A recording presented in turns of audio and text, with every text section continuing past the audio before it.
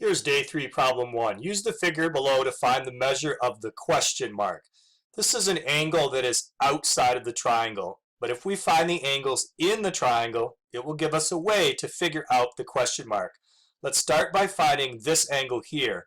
It is 35 degrees because it's congruent to this 35-degree angle. The first theorem we learned all year was that vertical angles are congruent. Next, let's get this angle here in the triangle. 35 plus 100 is 135, so this one is 45 degrees. This time I'm using a theorem we learned about triangles. All three angles add to 180. Now let's get the question mark. If this one right next to the question mark is 45, then the angle with the question mark is 135 degrees. To get that, I'm using a theorem from September. Two angles sitting side by side along a straight line are supplementary. So 45 plus what number makes 180? That's how I'm able to figure out 135.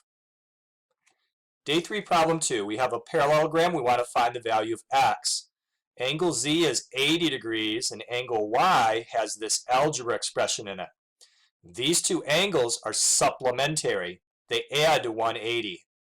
80 plus 11x minus 10 equals 180. To get this equation, I'm using a theorem we learned about parallelograms. We learned that angles in opposite corners are congruent, but angles along the same side of a parallelogram are supplementary. Now let's solve this equation.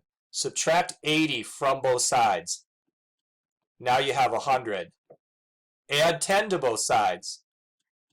Now you have 110. Divide both sides by 11. We get x equals 10.